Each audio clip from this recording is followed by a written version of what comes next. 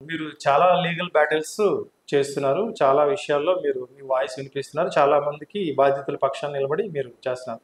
రీసెంట్‌గా మీరు టేకప్ చేసిన కేసుల్లో కొద్దిగా ఇంట్రెస్టింగ్ కేస్ ఏంటి? వాటి డీటెయిల్స్ కూడా చెప్పండి ఒకసారి. ఈ మధ్యలో ఒక కేసు చేశానండి నేను. ఆయన అసెంబ్లీ స్పీకర్ గడ్డం ప్రసాద్. ఓకే. ఒక కంప్లైంట్ ఆయన ఓఎస్డీ గారి నుంచి ఒక కంప్లైంట్ ఇప్పించాను. ఓకే. గౌరవనీయులైన స్పీకర్ గారికి మనస్ఫూర్తిగా మీ ఛానల్ ద్వారా తెలియజేస్తున్నాను సార్. వినయ్ అని ఒక అబ్బాయి ఏదో కామెంట్ పెట్టాడు. నిజంగా పెట్టడం తప్ప ఒప్ప ఆయన పెట్టాడా ఎవరు పెట్టారా అనేది అది ఇన్వెస్టిగేషన్ అనేది జరుగుతుంది. ఓకే. సైబర్ క్రైమ్స్ వాళ్ళు దాని ఇన్వెస్టిగేషన్ ప్రాసెస్లో ఉంది. ఆ అబ్బాయి కూడా జడ్జి గారు కండిషన్స్ ఇచ్చారు, బెయిల్ ఇచ్చారు. నేనే బెయిల్ తీసుకున్నాను. ఓకే. ఒక స్పీకర్ అనే వ్యక్తి ఒక సామాన్యుడి మీద కేసు బుక్ చేయడం జరిగింది. సామాన్యుడిని అరెస్ట్ చేయించడం జరిగింది.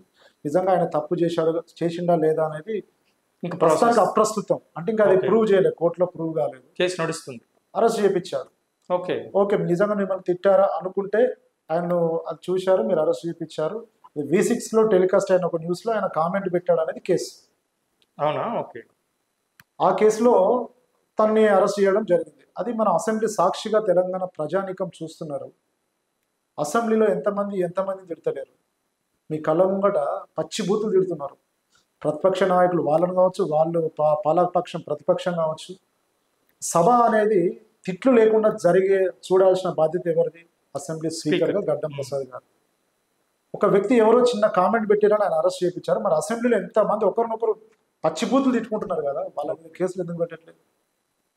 పెట్టాలి కదా. అంటే కామన్ మ్యాన్కి అయితే ఒక న్యాయం, మీకు అసెంబ్లీ ఎమ్మెల్యేలకైతే ఒక న్యాయమా? ఎమ్మెల్యే మీద ఎందుకు కేసు బుక్ చేయరు మీరు? మీరే కదా సాక్షి. లైవ్ టెలికాస్ట్ అవుతుంది కదా తెలంగాణ వ్యాప్తంగా, అది కూడా పెట్టవచ్చు కదా. ఇప్పుడు సామాన్యుడి పక్షాన మాలాంటి లాయర్లు ఉన్నారండి అని నేను మీ ఛానల్ ద్వారా నేను తెలియజేస్తున్నా. అదే ఎమ్మెల్యేల మీద పెట్టండి, అది ఎవరైనా కావచ్చు. అసెంబ్లీలో మాట్లాడే భాషని తెలంగాణ పార్లమెంటరీ లాంగ్వేజ్ చాలా మంది మాట్లాడుతున్నారు. 100% మాట్లాడుతున్నారు. మీరు చూస్తున్నాం, మేము చూస్తున్నాం, ప్రజానీకం చూస్తున్నాం. వాళ్ళు మాట్లాడకుండా మీరు ఏమి అడ్డుకోవలేదు. ఇప్పుడు ఈ అబ్బాయి మీద పెట్టినట్టే వినయ్ మీద రికార్డ్స్ నుంచి తొలగిస్తున్నాం అని చెప్పి అంటున్నారు కానీ కేసులు దాకా వెళ్ళడం లేదు. మరి అబ్బాయి మీద కూడా ఏదో కామెంట్ పెడితే దాన్ని కూడా తొలగించాలి కదా. అది ఎందుకు అరెస్ట్ చేశారు? ఆ రికార్డ్స్ నుంచి ఆ కామెంట్స్ కూడా తొలగించాలి. రికార్డ్స్ నుంచి వాళ్ళే తీసేపించేసారు. తీసేపించి మళ్ళీ అరెస్ట్ చేయించారు. ఓకే. మరి అసెంబ్లీలో బూతులు మాట్లాడుకునే వాళ్ళని ఎందుకు మీరు అరెస్ట్ చేయించారు? సామాన్యులు అరెస్ట్ చేస్తున్నారు. వాడి ఓటు మనకు కావాలి కానీ వాడి తిట్టు మనకు వద్దు. కానీ ఇక్కడ అసెంబ్లీ ఎమ్మెల్యేల తిట్లు మాత్రం మనకు కావాలి.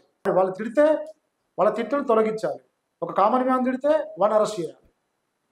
ఓకే. ఇది ఎక్కడ న్యాయం అండి?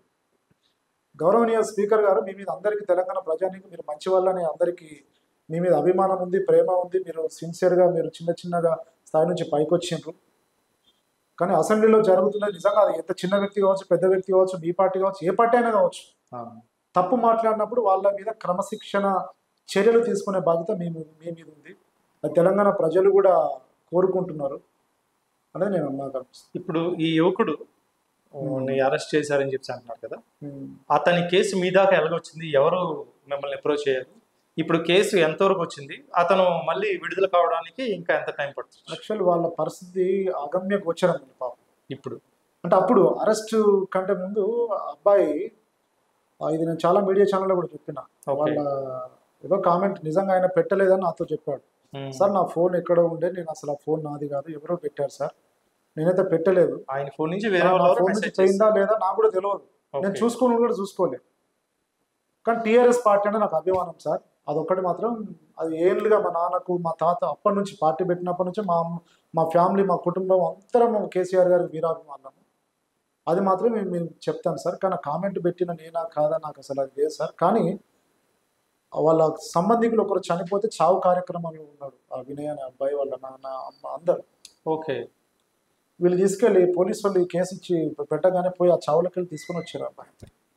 అవునా? మన మనుషులం అనే విషయం మనం మర్చిపోతుంది.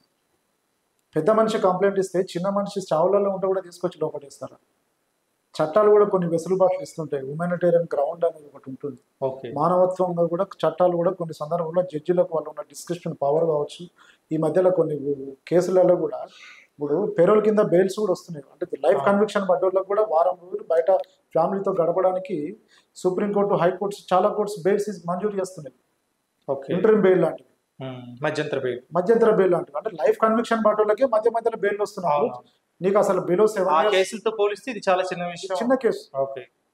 ఈ చిన్న కేసులో చావు అయిపోయిన తర్వాత తీసుకెళ్ళండి కనీసం. ఆ కార్యక్రమం అయిన తర్వాత లేదు ఇంకో రోజు రండి బాబు అని నోటీస్ ఇవ్వాల్సిన కేసు అది. సుప్రీంకోర్టు అరుణేష్ కుమార్ జడ్జిమెంట్ ఒకటి ఉంది. ఓకే. అది చాలా మందికి ఈ మధ్యలో తెలుస్తుంది, మా ద్వారా మాలాంటి వాళ్ళు అడ్వకేట్స్.